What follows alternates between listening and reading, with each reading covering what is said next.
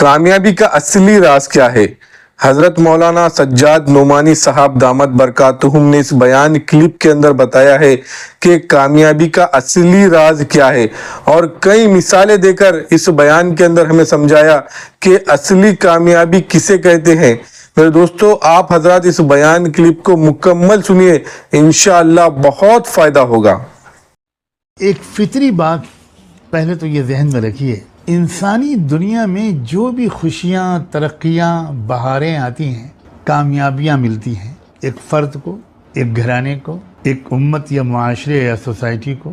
और वो खुशियाँ, तरक्कियाँ, कामयाबियाँ चाहे मादी हों, इक़्तिसादी और माशी हों, या रूहानी हों, अखलाक़ी हों, वो तरक्कियाँ, वो खुशियाँ, वो बहारें कुर्बानी के बग़ैर नहीं आती। एक मर्द कुर्बानी देता है, अपने आराम की कुर्बानी देता है। वो खेत में हल चलाता है, गर्मी, सर्दी, बरसात, लू, तपिश बर्दाश्त करता है। वो सुबह सवेरे दुकान खोलता है और दिन भर दुकान पर बैठकर सौदा बेचता है। वो मजदूरी करता है, वो दफ्तर जाता है, वो अपने बॉस की नाकाबिल बर्दाश्त चीज़ों को भी बर्दाश्त करता है, एक शौहर होने की वजह से, एक बाप होने की वजह से। उस कुर्बानी के नतीजे में 4 लोग पलते हैं और एक घराना वजूद में आता है। एक औरत कुर्बानी देती है, बीवी होने की हैसियत से, माँ होने की हैसियत से, किस कदर कुर्बानी देती, तब जाकर वो एक फैमिली वजूद में आती है। कुर्बानी के बगैर तो कुछ हासिल ही नहीं होता। ये तो कायनात का ऐसा फितरी अजीब व गरीब किस्म का मामला है। एक दाना कुर्बानी देता है, जमीन के अंदर दफन हो जाता है। एक बीज कुर्बानी देते, तब जाकर अखवा निकलता है और फसल तैयार होती है।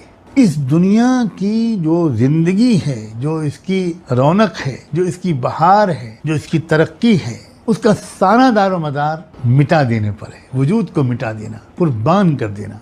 और फिर ये कुर्बानियाँ हर तरह की होती हैं। आराम और राहत की कुर्बानी, जज्बात की कुर्बानी, अपनी कमाई और आमदनी की कुर्बानी, अपने जिस्म और जान की कुर्बानी, अपने वक्त की कुर्बानी, अपनी ख्वाहिशात की कुर्बानी। और अगर कोई इंसान कुर्बानी का हौसला नहीं करता तो वो कामयाब नहीं हो सकता। जितनी बड़ी कामयाबी इंसान को चाहिए, उतनी बड़ी कुर्बानी उसको देनी पड़ती है। ये कानून फितरत, एक यूनिवर्सल लॉ है।